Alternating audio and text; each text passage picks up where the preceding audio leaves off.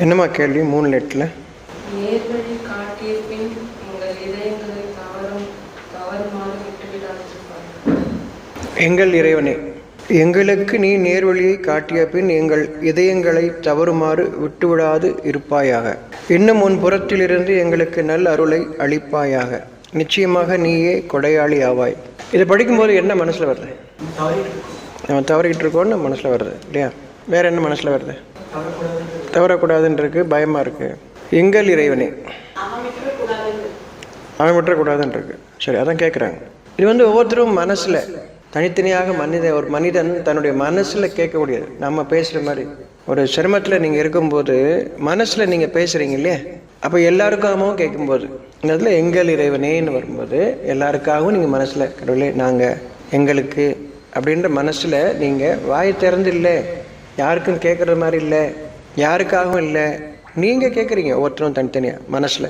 எங்கள் இறைவனே, எங்களுக்கு நீ நேர்வழியை காட்டிய பின் எங்கள் இதயங்களை தவறுமாறு விட்டுவிடாது இருப்பாயாக அப்படின்னு சொல்லும்போது நான் தவறிடுவேங்கிற அந்த ஏற்றுக்கொள்ளுதல் இங்கே இருக்குது.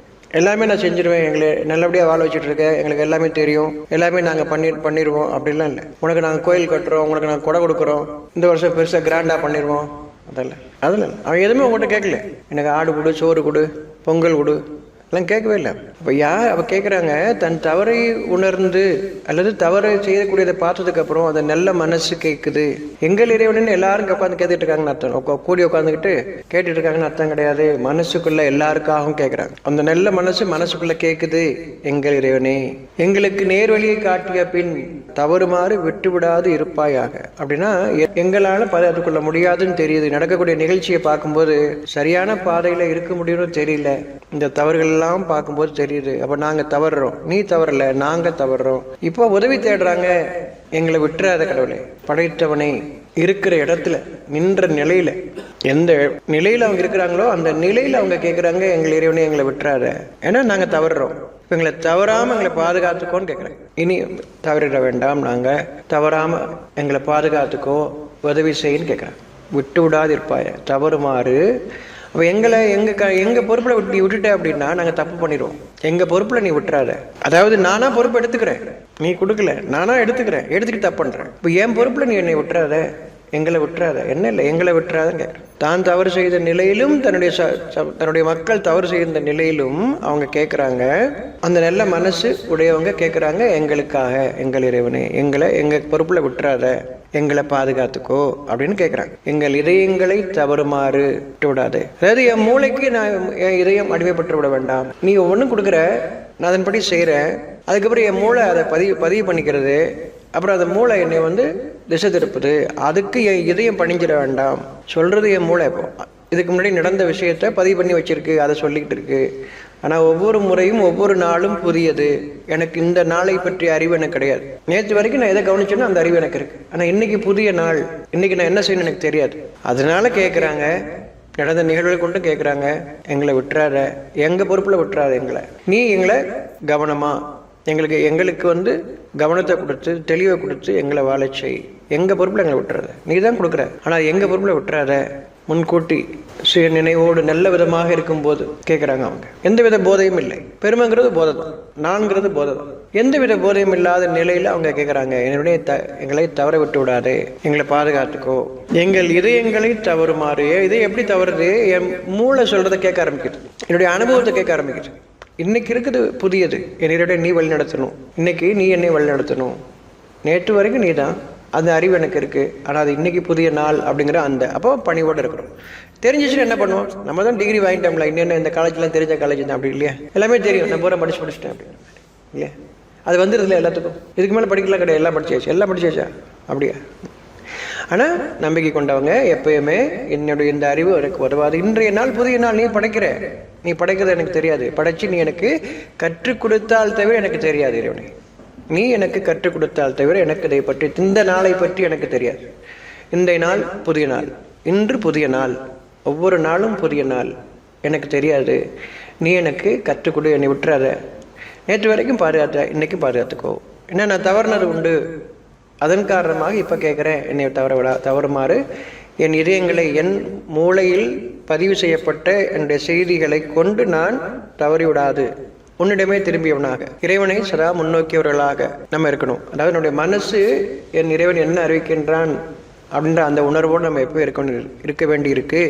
உணர்ச்சின்றது நம்ம மூளையில் பதிவு செய்யப்பட்ட விஷயம். தெரியும் பிள்ளைங்கிட்ட எப்படி பேசணும், வாத்தியாட்ட எப்படி பேசணும், கஸ்டமர்கிட்ட எப்படி பேசணும், அதெல்லாம் மூளையில் பதிவாயிருக்கு. அதே மாதிரி நான் வந்துடுவேன். கடைக்கு வந்தோன்னே ஒரு மாதிரி நடப்பேன், வீட்டுக்கு வந்து ஒரு மாதிரி நடப்பேன், பிள்ளைகிட்ட ஒரு மாதிரி நடப்பேன், மனைவிட்டு ஒரு மாதிரி நடந்துப்பேன். இதெல்லாம் எனக்கு பதிவு செய்யப்பட்ட விஷயம். எனக்கு நடக்க தெரியும், நான் அப்படி தான் பண்ணுவேன், மூளை அப்படி தான் பண்ணும். ஆனால் ஒவ்வொரு நாளும் புதியது. அப்போது எனக்கு தெரியுங்கும் போது தெரிஞ்ச மாதிரி தான் நடந்துப்பேன். பணிவு இருக்காதுங்க. இல்லை பணிகிற மாதிரி காட்டி உண்மையில் பணிவுன்றது என் இறைவனுக்கு பணிவு தான். நான் புதிதாக கற்றுக்கொள்ள வேண்டும் என்றால் பணிய வேண்டும். நீ யார்கிட்ட எந்த ஒன்றும் கேட்கணும்னா பணிவோடு இருக்கணும் இல்லையா? கற்றுக்கிறது தானே. அப்போ நான் என் இறைவனிடம் சதா பணிந்தவனாக, ஏனென்றால் என் இறைவன் ஒவ்வொரு நாளும் புதியதாக கற்றுக் கொடுத்து கொண்டிருக்கின்றான் அப்படிங்கிற எண்ணம். எனக்கு தெரியுங்கிறது எதுவுமே இல்லை. தெரியும், நேற்று வரைக்கும் தெரியும், இல்லை இந்த நிமிஷம் வரைக்கும் தெரியும், அடுத்த நிமிஷம் எனக்கு தெரியாது. நான் பணிவுடையவனாக இருந்தால் என் இறைவனிடமிருந்து கற்றுக்கொள்வேன். அவன் கற்றுக் கொடுத்து கொண்டிருக்கின்றான். நான் பணிவுடையவனாக இருந்தால் மட்டும்தான் அதை ரிசீவ் பண்ண முடியும். என் இறைவனிடம் நான் பணிந்தவனாக இருக்கும்போது மட்டும்தான் அவன் கற்றுக் கொடுப்பதை நான் அறிந்து கொள்ள முடியும். இல்லைன்னா கடந்து போயிட்டே இருப்பேன். எனக்கு தெரியும் நினைச்சு போயிட்டே இருப்பேன். அதை கேட்குறாங்க, எங்கள் இறைவனே எங்களுக்கு நீ நேர்வழியை காட்டிய பின் எங்கள் இதயங்களை தவறுமாறு விட்டு விடாது இருப்பாயாக. அவங்ககிட்டே பொறுப்பு கொடுக்கும். பொறுப்பை நீ எடுத்துக்கோ, எங்கிட்ட கொடுத்துடாத. நீ என்ன நீ பண்ணிக்கிறியான்னு கேட்டால் நான் பலவீனத்தில் ஆமாம் பண்ணிக்கிறேன்னு சொல்லிடுவேன் நான்.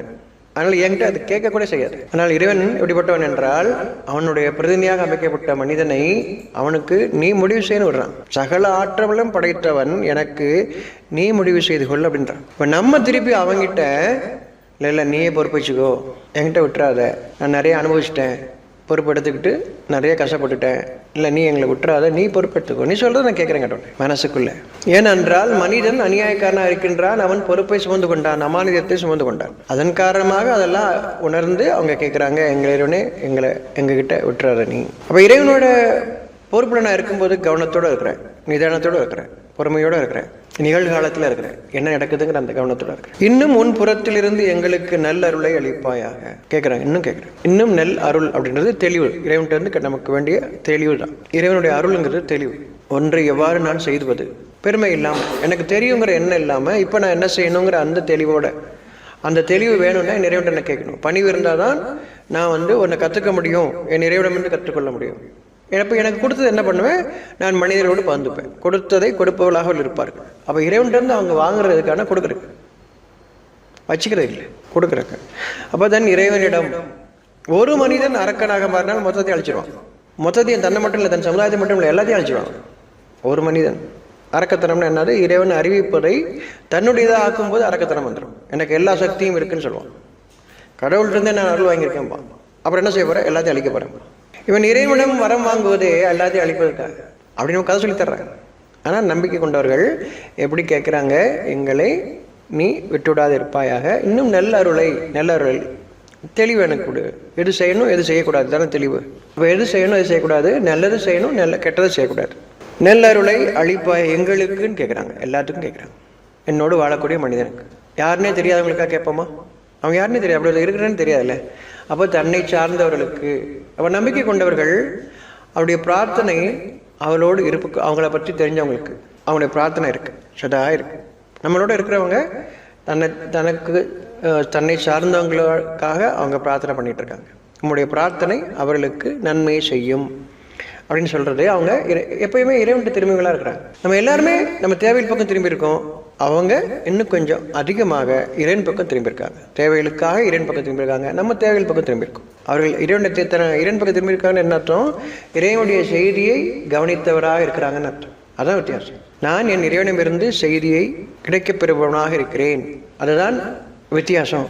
அவங்க சொல்லக்கூடிய வித்தியாசம். நம்மளுக்கும் அவங்களுக்குள்ள வித்தியாசம். அவங்க இறைவனுடைய செய்தியை பெறக்கூடியவங்களாக இருக்கிறாங்க. அப்புறம் அதை வச்சுக்கிறது இல்லை, தன்னுடைய செய்தின்னு சொல்கிறது இல்லை, அதை மற்றவங்களுக்கும் எடுத்து சொல்கிறாங்க. அவங்க எடுத்து சொல்கிறாங்க. அதான் வித்தியாசம். நமக்கும் அவங்களுக்குள்ள வித்தியாசம். வேற ஒன்றும் வித்தியாசம் இல்லை. நம்மளை போன்றவங்க தான்.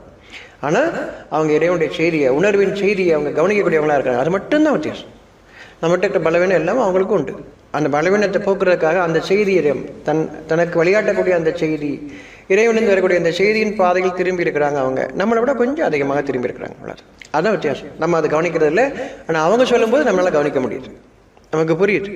இறுதியாக ஒரு மனிதன் வாயிலாக அந்த செய்தி வரும்போது நமக்கு புரியுது.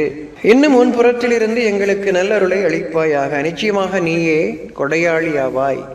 நீ மட்டும்தான் கொடுக்குறவன், நாங்களாம் வாங்குறவங்க தான். இப்போ அந்த கொடைங்கிற அந்த குணத்தை எனக்கு கொஞ்சம் கொடு, அதுவும் கொடு. கொடையாளியாவாய்ன்னு நம்ம சொல்லும்போது அந்த குணத்தை கொடுன்னு கேட்குறோம் இறைவன்ட்டு. கொடுக்குற குணத்தை எனக்கு கொடு. நம்பிக்கை கொண்டவங்க தனங்கள் கொடுத்ததை கொடுத்து விடுவார்கள். ஏன் இன்னும் என் இறைவன் கொடுப்பாங்கிறாங்க. அவன் கொடுத்ததே கொடுத்துட்டான், இன்னும் கொடுப்போம். அவன் என்ன கொடுத்தமோ அதை கொடுத்துட்டான், அதனால் அவனுக்கு இன்னும் கொஞ்சம் கொடுப்போம், இன்னும் கொஞ்சம் கொடுப்போம், இன்னும் கொடுப்போம், இன்னும் கொடுப்போம். விசாலமாக்கிட்டே இருக்கிறான். கொடுக்குறதுக்கு முன்னாடி மனசை விசாலாக்குறான், விசாலமாக ஆக்குறான், விசாலமாக்கி கொடுக்கவும் செய்கிறான். நீயே கொடையாளியாவாய்ன்னு சொல்லும்போது அதுக்குரிய அர்த்தம் கொடைன்றது அவங்ககிட்ட மட்டும்தான். அந்த குணத்தையும் கொடுன்னு கேட்குறான். அப்போ என்கிட்ட அந்த குணம் கிடையாது. நான் என் இறைவனிடம் கேட்கின்றேன், எனக்கு கொடு. அவன் கொடுத்ததை சொல்லி காண்பவன் அல்ல. அப்போ அந்த குணத்தையும் கொடு. நான் கொடுத்ததை சொல்லியும் காட்டக்கூடாது. ஏன்னா என்னது இல்லையே. என்னதுன்னா நான் என்னதுன்னு சொல்லலாம், நான் கொடுத்தேன்னு சொல்லலாம். அது என்னதே இல்லையே. எனக்கு நீ கொடுத்தது அவன் கொடுக்கும்போது சொல்லி காட்டல, யாருக்கும் தெரியாது. அவன் எனக்கு கொடுத்தது யாருக்கும் பார்க்க முடியாது இல்லையா. அப்போ நீங்கள் எதுக்கு கொடுக்கும்போது எல்லாரும் காட்டுற மாதிரி, அதாவது நீங்கள் கொடுத்தேன்னு சொல்கிறதான் காட்டுறேன். அப்போ ஒவ்வொரு மனதிலும் அதை இறக்கி வைப்பது. காதில் வேணால் நம்ம போடலாம், மனசில் இறக்கி வைக்கிறது நம்முடைய இறைவன், அவனுடைய வானவர்கள் இறக்கி வைக்கிறாங்க. நீயே கொடையாளியாவாய்னா அந்த குணத்தை எனக்கு கொடுன்னு அர்த்தம். இறைவனை போற்றுதல் இல்லை, அதாவது இறைவனை துதி பாடுறோன்னு அல்ல. அவன் அந்த அதே போதையில் உட்காந்துருக்கான், என்னை பற்றி பாட்டு பாடுங்க அப்படின்னு கேட்டு உட்காந்துக்கல. அவன் உட்காரல, அப்படி உட்காரல. எல்லாரும் என்னை பற்றி பாட்டு பாடுங்க, எனக்கு கண்ணு காது குளிர நான் கேட்குறேன், அதெல்லாம் அவன் பண்ணுறதில்லை. இறைவனுக்கு அந்த தேவையில்லை, அவனுக்கு அந்த போதையெல்லாம் இல்லை. நமக்கே போதை வேணும்னு சொல்கிறேன். எந்த போதையும் வேண்டாம். நீங்கள் புகழுக்குரியவர்கள் அல்ல, புகழை விரும்பாதீர்கள் சொன்ன அர்த்தம். நான் உங்களை அழகிய அமைப்பில் மனிதனாக படைத்திருக்கின்றேன், உங்களுக்கான உங்கள் தேவைகளுக்கான செய்திகளை நான் அறிவிக்கின்றேன், அதை வழிபடுங்கள், தொழுகுங்கள், செபியுங்கள். ஒரே வார்த்தை தான், வேறு வேறு மொழியில் வேறு வேறு ஒரே அர்த்தம். தொழுகைன்னு சொன்னாலும் சரி, ஜபம் சொன்னாலும் சரி, கும்பிடுதல் சொன்ன வழிபடுதல், எல்லாமே ஒரே அர்த்தம், ஒரே பொருள் தரக்கூடியதாக இருக்குது. அதில் குழப்பத்தை ஏற்படுத்திக்காதீங்க. நிச்சயமாக நீயே கொடையாளி ஆவாய். நான் கேட்குறேன், என் இறைவனம் கேட்குறேன். இறைவனை புகழில் கொடைங்கிற அந்த குணத்தை எனக்கு கொடுன்னு கேட்குறேன். கொடையாளியான்னு சொல்லும்போது புரியுதா?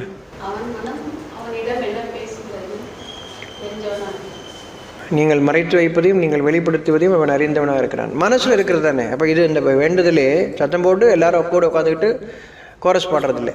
மனசில் தனியாக மனசில் தன் மக்களுக்காக, தன்னுடன் இருப்பவர்கள், தன் மக்கள்னா யார்? தன்னுடன் இருப்பவர்கள், தன்னை சார்ந்தவர்கள்னு நினைக்கக்கூடியவங்களுக்காக கேட்குறாங்க. உலகத்துக்கு பூரா அப்படிலாம் கேட்கல, யாருன்னே தெரியாமல் கேட்குறது இல்லை அவங்க. ஏன்னா எல்லா இடங்களும் இருக்கிறாங்க. ஒவ்வொரு மொழி பேசுகிற இடத்திலும், ஒவ்வொரு ஊரிலும், ஒவ்வொரு தலைநகரங்களிலும் அவங்க இருக்கிறாங்க. அவங்க கேட்டுக்கிட்டு இருக்காங்க, அந்த மனிதர்களுக்காக கேட்டுட்ருக்காங்க. அவளை சார்ந்த மனிதர்கள், தன்னை தெரியாத மனிதர்களை பற்றி கேட்க மாட்டாங்க. தனக்கு தெரியவங்களுக்கு தெரிஞ்சவங்களை கேட்டுக்கிறாங்க. யாருக்கு தெரியுமோ அவங்களுக்காக கேட்குறேன். கொடையாளி ஆவாய். புரியுது? நேர்வழி காட்டிய பின் நல்லது என்னன்னு தெரிஞ்சு நான் இருக்கும்போது என்கிட்ட பொறுப்பை கொடுத்துடாதேன்னு அடுத்த விஷயத்துக்கும். ஏன்னா என் மூளை என்ன செய்யணும் எனக்கு இப்போ தெரிஞ்சிருச்சுன்னு சொல்லும். உனக்கு தான் இப்போ எல்லாமே தெரியுமே அப்படின்னு சொல்லும். அதுதான் என்னுடைய சர்க்கிள். உனக்கு தான் தெரியுமேன்னு சொல்லும்போது, என் மூளை அப்படி சொல்லும்போது, இப்போ நான் அந்த உச்சத்துலேருந்து இறங்க போகிறேன்னு அர்த்தம். உனக்கு தான் தெரியுமேன்னு சொல்லும்போது அதை நான் ஏற்றுக்கிட்டேன். இல்லை எனக்கு இன்னும் தெரிய வேண்டியிருக்கு, மறுபடியும் மேலே போக போகிறீங்க. உங்கள் இறைவனை அறிவிக்க போகிறோம், நீங்கள் மறுபடியும் உயர போகிறீங்கன்னு அர்த்தம். எனக்கு எல்லாமே தெரியுமேன்னு உங்கள் மூளை சொல்லும்போது நீங்கள் ஏற்றுக்கிட்டீங்கன்னா இன்னும் சரியாக போகிறீங்கன்னு அர்த்தம். உச்சத்தை தொட்டுட்டீங்க, இன்னும் சரியாக போகிறீங்கன்னு அர்த்தம். பௌர்ணமி ஆயிடுச்சு, இன்னும் தேய்பிரை தான். எப்பயுமே வளர்புறையில் இருக்கணும் அப்படின்னா என் இறைவன் இனியும் எனக்கு தருவான், இனியும் நான் தெரிந்து கொள்ள வேண்டியிருக்கிறது அப்படிங்கிற அந்த எண்ணம் சதா இருக்கும்போது வளர்புறை. இந்த வளர்புறையும் தேய்பிரையும் உங்கள் கணக்காக, ஆனால் அதை அறிவிக்கக்கூடிய செய்தி மறைவானது. எனக்கு என்னென்னைக்கும் வளர்புறை இருக்கணும். பௌர்ணமி ஆயிடுச்சுன்னா அப்புறம் தேய்பிரை தான். ஆனால் இது உங்களுக்கு காட்டுறது அதுலேருந்து மறைவாக அறிவிக்கக்கூடிய செய்தியின் பக்கம். நீங்கள் 15 நாளைக்கு ஒரு தடவை வரும்னு நீங்கள் சொல்லிட்டு இருந்தீங்கன்னா சொல்லிட்டே இருங்க. அது லாஜிக். உங்கள் அறிவு சொல்லி தரது, அறிவு உருவத்துக்கு தரக்கூடிய ஒரு செய்தி தான் லாஜிக். மனசுக்கு லாஜிக் கிடையாது. மனசு வந்து சத்தியத்தின் அடிப்படையில் மட்டும்தான் இருக்குது. அதுக்கு 1க்கு அப்புறம் 2, 2க்கு அப்புறம் 3 அந்த லாஜிக்கில் அது கிடையாது. மனசு கிடையாது. ஆனால் உடலுக்கு அது உண்டு. உடலுக்கு அப்படி தான் இருக்குது. மனசுக்கும் உடலுக்கும் வேறு வேறு. அது தெளிவாக புரிஞ்சுக்கோங்க. நமக்கு இதை சொல்லிக் கொடுக்காம குழப்புவாங்க. இல்லை ஒன்றும் இல்லை, அவங்களுக்கே தெரியல. இல்லை அவங்க சொன்னாங்கன்னா அவங்க உளருவாங்க. எனக்கு தோணுது, மனசில் தோணுச்சு, எனக்கு கடவுள் சொல்லிக் கொடுத்தாரு, இப்படி ஏதாவது சொல்லுவாங்க. அவங்களுக்கு ஆதாரம் என்னோட கொடுக்க மாட்டாங்க. ஆதாரம் வேதம், புத்தகம் இல்லாமல் எந்த ஒரு உண்மையும் இல்லை. அந்த புத்தகத்தில் உண்மை இருக்கிறது. அவர் சொன்னது உண்மைதானா என்று நான் என் மனதில் நான் அதை ஆய்வு செய்கின்றேன். அதற்கான புத்தகமும் இருக்கிறது. இறைவனுடைய புத்தகம், இறைவன் காட்டிய வழிகாட்டுதல், மனிதனுக்காக காட்டிய வழிகாட்டுதல். அந்த புத்தகமும் எனக்கு அவர் எதன் அடிப்படையில் சொல்கிறார் என்பதை நான் ஆய்வு செய்வதற்கும், அந்த புத்தகமே சரிதானா என்பதை ஆய்வு செய்வதற்கும் என்னுடைய மனம் இருக்கிறது. ஒன்றுக்கு மேல் ஒன்று உறுதி செய்து கொள்ள ஆய்வு தேவைப்படுகிறது நமக்கு. ஆய்வு இல்லாமல் நாம் ஏற்றுக்கொள்ளுதல் கூடாது. ஆய்வில் நல்லதை ஏற்றுக்கொள்ள வேண்டும், கெட்டதை ஏற்றுக்கொள்ளக்கூடாது. அதனால் நம்ம அவங்கள கடவுள்னு சொல்கிறோம். அவருக்கு எல்லாமே நல்லதாக சொல்கிறாரு. எதை அடிப்படையில் சொல்கிறாரு? நம்மளால் சரி பார்க்க முடியாது, அவர் சொல்கிறத போல கேட்டுக்கணும். அப்படி இல்லை, ஏமாற்றுக்காரர்கள். நீ சொல்கிறது உண்மை அப்படின்னா அதுக்கு நான் எப்படி எதை சரி பார்க்குறது? நான் இன்னைக்கு கேட்குறீங்களே, சயின்ஸ்னா ப்ரூவ் பண்ணணும், பியர் வேல்யூஷன் பண்ணணும் எல்லாம் கேட்குறீங்களே. அப்போ இங்கே பியர் வேல்யூஷன் இருக்குது. அது எதனை அடிப்படையில் சொல்கிறீங்க? அது நீங்கள் சொல்கிறத நீங்களுக்கு அந்த பியர் வேல்யூஷனுங்கிறது நீங்களாக தேர்ந்தெடுத்துட்டு ஆளுங்க. இந்த அப்படி இல்லை. சக்தின்றது மனிதர்கள் அங்கங்கே அவர்கள் எந்த மனம் உண்மையை ஈர்க்கக்கூடியதாக இருக்கிறதோ அந்த மனம் சரி பார்க்கிறது. நீங்கள் எல்லாம் சரி பார்க்கறது இல்லை. நீங்கள் சயின்ஸ் படித்ததுனாலும் சரி பார்க்கறது இல்லை, பிஹெச்டி படித்ததுனாலும் சரி பார்க்கறது இல்லை. மனசு இருக்கணும், மனசில் உண்மையை ஏற்றுக்கொள்ளக்கூடிய தன்மை இருக்கணும். உண்மை மறைவானது, நீங்கள் வெளிப்படையான பொருளை சொல்லிட்டு இருக்கீங்க. மனசு, அந்த மனம் கொண்டவர்கள் உலகம் முழுவதும் இருக்கிறார்கள். ஒவ்வொரு ஊரிலும், ஒவ்வொரு மொழி பேசுவரிடத்திலும், ஒவ்வொரு தலைநகரங்களிலும் இருக்கிறார்கள். ஒவ்வொரு ஊரிலும் இருக்கிறார், ஒவ்வொரு சமுதாயத்திலும் இருக்கிறார். அவங்களுக்கு தெரியும். அதை எடுத்து சொல்லும்போது அந்த மக்கள் ஏற்றுக்கொள்வாங்க. ஆமாம் சரிதான் அப்படின்னு ஏற்றுக்கொள்வாங்க. அவர்களும் சரி பார்க்கிறார்கள். சொல்வது சரிதானா? இவர் சொல்வது எல்லாம் சரி கிடையாது, சொல்வது சரிதானா என்று சிந்தித்து ஏற்றுக்கொள்கிறார்கள். புத்தகம் வேண்டும் நமக்கு. புத்தகம் இருக்கிறது, நமக்கு புதிய அகமாக ஒவ்வொரு நாளும் ஆக்குகிறது புத்தகம். இப்போ என்ன கேள்வி? பெருமையோ பொறாமையோ கெட்ட எண்ணமோ வரத்தான் செய்கின்றன. அவற்றை பயன்படுத்தி பாழாகாமல் இருப்பதற்குரிய கவனத்தைத்தான் பயில வேண்டும் என்று புரிந்து கொள்கிறோம். நம்ம தூரத்திலிருந்து கேள்வி கேட்குறாங்க. இங்கே இருக்கிறவங்களுக்கு பதில் சொல்லலை, அவங்க தூரம் வந்து கேட்குறாங்க, நேரில் வர முடியல. அவற்றை பயன்படுத்தி பாழாகாமல், பெருமையோ பொறாமையோ கெட்டெண்ணமோ வரத்தான் செய்கின்றன. வரத்தான் செய்தாமா வரும். ஏன்னா உங்கள்கிட்ட தான் உங்கள் மூளை உங்க கூட தான் இருக்குது. கழட்டி வச்சுட்டு வர்றது இல்லையா? மனசை கழட்டி வச்சுட்டு வந்துடுறீங்க, கழட்ட முடியாது. ஆனால் மூளையை வந்து தூக்கிட்டு வர்றீங்க. கெட்டது கூடயே தான் இருக்குது. உனக்கு மனசு இல்லையான்னு கேட்கக்கூடிய இருக்கு இல்லையா? மூளை இல்லையான்னு கேட்குறாங்களே. மனசு இல்லையா? மனசு கழட்டி வச்சுட்டு வந்துடுறோம். மூளை கூடயே தான் இருக்குது. மூளை கூட இருக்கும்போது என்னென்னா எனக்கு தெரியுங்கிறது எண்ணம் தான் பெருமை. பொறாமன்றது உங்களுக்கு தெரியும்னு சொன்னால் உங்களுக்கு எனக்கு பொறாமல் இருக்குது. எனக்கு தெரியும்னா எனக்கு பெருமை, உங்களுக்கு தெரியும்னு சொன்னால் எனக்கு பொறாமை. இவனுக்கு தெரிஞ்சிருக்கே அப்படின்னு, இவனுக்கு இல்லாமல் கூட தெரியும் அப்படின்னு. அவன்கிட்ட வசதி இல்லை, செல்வாக்கு இல்லை, அதிகாரம் இல்லை, ஆனால் இவனுக்கு தெரிஞ்சிருக்கே, அதே பொறாமை. சரியா? வரத்தான் செய்யுது. பாழாகாமல் இருப்பதற்குரிய கவனத்தை தான் பயில வேண்டும் என புரிந்து கொள்கிறோம். சரிதான், அந்த எண்ணம் சரிதான். அது பாழாயிடக்கூடாது, கொடுக்கப்பட்டது பாழாயிடக்கூடாது அப்படின்னு என்ன செய்யணும்? பாழாகாமல் இருக்கணும். அப்படின்னா ஒவ்வொரு நாளும் பணிந்தவனாக நம்ம இருக்கணும். என் இறைவனும் பணிந்தவனாக. கொடுத்ததை நாம் மெச்சும் போது நம்ம எல்லாரும் எதுக்கு பாராட்டணும்னு நினைக்கிறோம்? அவர் அச்சீவ் பண்ணிட்டாரு, அப்போ இனிமேல் அச்சீவ் பண்ண மாட்டாரா? இனிமேல் தேய்கிறதானே? இனிமேல் அங்கேயும் சரிவு போகிறாரு கீழே, அப்புறம் என்ன பாராட்டுறீங்க? அதுவும் வாழ்நாள் சாதனையாளர்லாம் கொடுத்தான்னு வச்சுங்க, நீ செத்து போடான்னு சொல்லிட்டான்னு அர்த்தம். இனிமேல் வாழ்றதுக்கு அவசியமே இல்லை, நீ செத்துப்போ. இனிமேல் ஒன்றை வச்சு ஒன்றும் செய்ய முடியாது, தினம் ஒன்றை வச்சு பாராட்ட முடியாது, நீ டோட்டலாக ஜோலியை முடிச்சுக்கோ இதோட. அதான் வாழ்நாள் சாதனையாளராக பாட்டு. சரியா? அப்புறம் உன்னை பற்றி பேச மாட்டோம், எனக்கு வேலை இருக்குது, போதும் உன்னை பற்றி பேசுனது. நம்மளை பாராட்ட வேணும்னு அவசியம் இல்லை, நம்ம இறைவன் பொருந்தி கொள்ளணும்னு என்ன தான் நமக்கு வேணும். அப்போ ஒவ்வொரு நாளும் அது சரியா அப்படின்னா சரிதான். அப்போ அதுலேருந்து பயில வேண்டும் கேட்டேன். பயில்றது அது பாழாகாமல் இருப்பதற்குரிய கவனத்தை தான் பயில வேண்டும். கவனம்ன்றது இறைவன், அதான் அந்த பிரார்த்தனை. என் இறைவனே தவறாமல் தவறுமாறி விட்டு விடாத இருப்பாயாக தான் நான் அந்த பாழாகாமல் இருப்பதற்குரிய அந்த பயில வேண்டும் கேட்டாங்களா? எப்படி நான் அதை கற்றுக்கணும்? நான் கற்றுக்கணும் இல்லையா?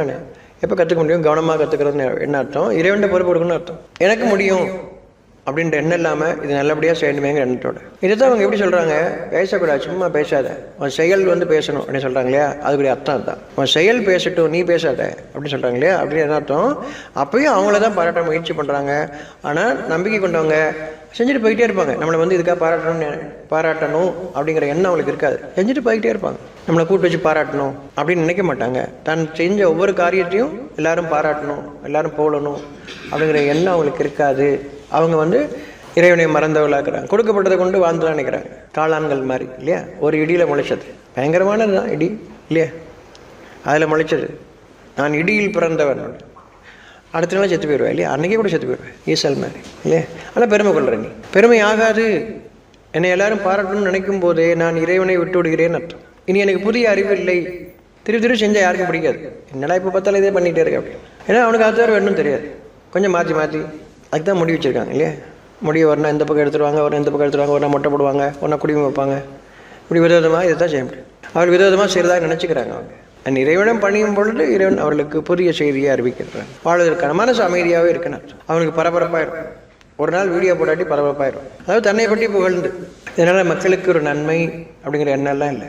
அவங்கள வந்து கேளிக்கையில் வச்சுருக்காங்க, கேளிக்கைகள் வச்சுருக்காங்க. அவங்களுக்கு தெளிவு தரதுக்கான விஷயமே இல்லை.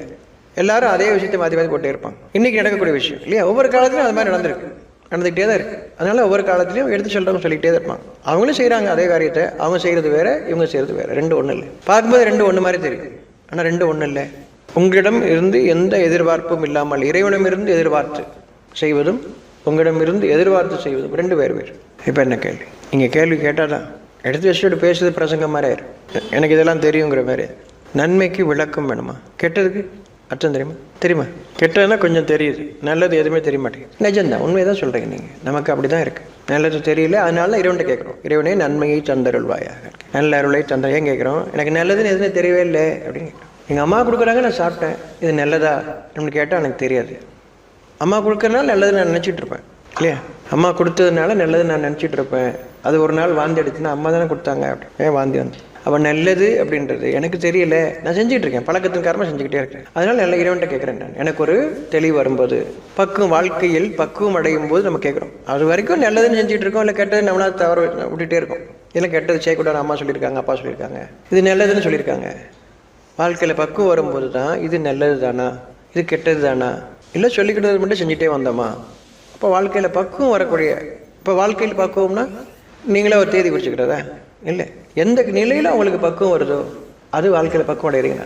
நல்லது கெட்டது உங்களால் சிந்திச்சு பார்த்து பிரிச்சறிகிறீங்க. சொன்னது கேட்கல, நல்லதுன்னு சொன்னதுனால செஞ்சுட்டு வர்றோம், கெட்டதுன்னு சொன்னதுனால செய்யாமல் வர்றோம். இப்போது நல்லது கெட்டது எனக்கே பார்க்க முடியுது இல்லையா தெளிவாக, இப்போ பக்குவம் அடைகிறீங்கன்னு அர்த்தம். இத்தனை வயசு தான் பக்குவம் அடையும் அப்படிலாம் இல்லை. வாழ்க்கையில் பக்குவம் அடைந்த போது அப்படிங்கும்போது எந்த ஒரு எப்போ சிந்திக்க நம்ம ஆரம்பித்து முடிவெடுக்கிறோமோ இப்போ பக்குவம் அடையிறது.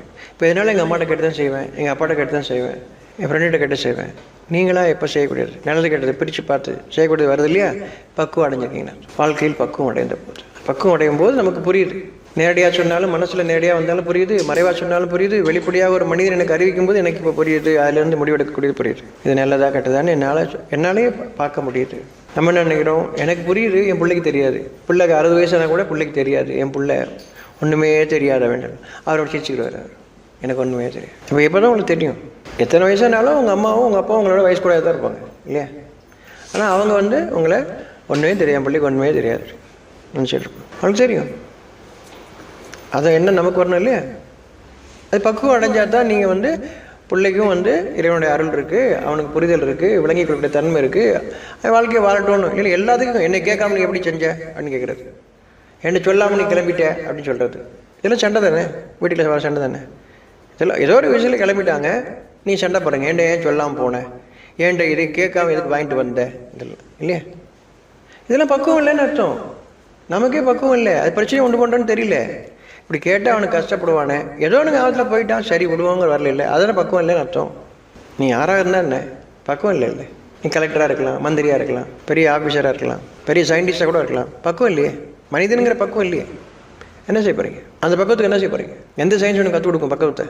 சைல்டு ப்ராடிஜி, சின்ன வயசுலேயே இது பக்குவம் இருக்கா? அது நீ ஒரு மெஷின் மாதிரி அந்த குழந்தை நான் செஞ்சுட்டு இருக்க ஒரு காரியத்தை அதை பெருமையாக வேறு பேசுகிறீங்க. நீங்கள் எதெல்லாம் பெருமைப்படுத்துறீங்களோ அதில் உருவத்தை கொண்டு செய்யக்கூடிய காரியத்தை அதில் ஒரு பக்குவம் கிடையாது. பக்குவன்றது வேறு, அது மனம் சார்ந்தது, மூளை சார்ந்தது கிடையாது. நீங்கள் பாராட்டுவது போல மூளையை கொண்டு மூளை செய்யக்கூடிய காரியத்தை பாராட்டுகிறீர்கள். மனம் பாராட்டை விரும்பாது, மனசுக்கு கூசும், ஐயோ நேருக்கு நேராக புகழ்றானே அப்படி. மறைவாக புகழ்ந்தாலும் பிடிக்காது மனசு. மனம் தன் இறைவனின் கட்டளைக்கு பணிந்தது, அப்படிதான் அது பணிவோடு இருக்கு. இல்லைன்னா பக்குவம் இல்லைன்னு அர்த்தம். நமக்கு பக்குவம் வேண்டும், அதுக்கு தான் இறைவன் கொடுக்கும். அப்போ ஒவ்வொரு மனிதனும் பக்குவம் அடையக்கூடிய தன்மையில் தான் இறைவன் படைக்கப்பட்டிருக்கிறான். அதை பிரிச்சறிஞ்சு செயல்படக்கூடிய தன்மையில் நம்ம விடுறதில்ல. அவனுக்கு ஒன்றும் தெரியாது, என்கிட்ட பெர்மிஷன் கேட்காம செய்யக்கூடாது. பக்குவம் இல்லை நமக்கு. இல்லை பக்குவம் வந்துச்சா கூட தெரியல நமக்கு. என்னைக்கு நான் தான் அதிகாரம், நான் இருக்கிற வரைக்கும் நான் தான் அதிகாரம் பண்ணுவேன், என் சீட்டை விட்டு கொடுக்க மாட்டேன், நான் தான் வீட்டு தலைவர். உனக்கு புரியாத உங்கள் சின்ன பிள்ளை சொல்லி கொடுத்தா ஏற்றுக்கிறதில்ல, நீலாம் 3 நிலம் விடலைன்றீங்க உடனே. ஏன் சரியான விஷயமா இருந்தால் ஏற்றுக்கல என்ன இருக்குது? அதானே பக்குவம். குழந்தை சொன்னாலும் அது சரியாக இருக்கிறது அப்படின்னு புரிந்து கொள்ளக்கிறது தானே பக்குவம். நல்ல விஷயத்தையும் கெட்ட விஷயத்தையும் பிரித்து பார்த்து நல்லது செய்யணுங்கிறது தானே. அந்த செய்தி வரும்போது அதை ஏற்றுக்கொள்வது தானே பக்குவம். நீலாம் சொல்ல வந்துட்ட அப்படியா, அப்போ நீ பக்குவம் இல்லாமல் இருக்க. அதை சொல்லக்கூடிய அந்த மனுஷன் பக்குவம் இல்லாமல் இருக்கான். அவன் யாராக இருக்கலாம். இதெல்லாம் தானே வீட்டில் வரக்கூடிய பிரச்சனைங்க. கருப்பு சட்டை தான் போடணும், எனக்கு பிடிச்சது அதான் நீ போடணும், இப்படி தான் தலை வரணும், இப்படி தான் சட்டை போடணும், இதை தான் படிக்கணும், எல்லாமே நீங்கள் எங்கே பக்கம் அடைஞ்சிருங்க. அவங்களை எங்கே விட்டுருக்கீங்க? கேட்டால் அவனுக்கு ஒன்றும் தெரியாது. கேட்டால் தானே அவனுக்கு தெரியுமா தெரியாது தெரியும். நீங்கள் விடுறதே இல்லையே. என் பெற்றோரும் என்னை விடவில்லை, நானும் என் பிள்ளை விடவில்லை. அப்புறம் கேட்டால் முன்னோர்கள் மூத்தவர்கள் சொல் கேட்க வேண்டும். அவன் வந்து பக்கமே இல்லையா? அவன் என்ன மூத்தவர்கள்? மூத்தோர் அப்படின்னா பக்குவம் அடைஞ்சவங்கன்னு அர்த்தம், வயசாயிடுச்சுன்னு அர்த்தம் கிடையாது. மூத்தோர் சொல் கேட்க வேண்டும் அப்படின்னா பக்குவம் அடைந்தவர்கள் அப்படின்னு புரியணும் நமக்கு. அவன் அமெரிக்காவில் இருக்க பக்குவம் அடைஞ்சான்னு சொல்கிறதுல எனக்கு தெரிஞ்சவன் தானே பக்குவம் இருக்கா இல்லையான்னு தெரியும். அப்போ ஒவ்வொரு சமுதாயமும் ஒவ்வொரு மக்களும் தன்னை சுற்றி தனக்கு தெரிந்த அப்படி தான் இறைவன் அமைச்சிருக்கான். இவர் அந்த நாட்டிலேருந்து வந்திருக்காரு, இந்த தேசத்துலேருந்து வந்திருக்காங்க, பக்குவம் அடைஞ்சவர் அப்படிலாம் கிடையாது. எனக்கு யாருனே தெரியாது பக்குவம் இருக்கோ இல்லை, எனக்கு எப்படி தெரியும்? எனக்கு நான் வாழும் சமுதாயத்தில் வாழக்கூடிய இடத்தில் அங்கே ஒருவருடைய அந்த சொல்லும் பேச்சும் செயலும் பக்குவம் அடைந்ததாக இருக்கான்னு பார்க்குறேன். பக்குவம் அடைஞ்சுன்னா எல்லாமே இல்லை, அவங்க கற்றுக்கிட்டே தான் இருக்கிறாங்க.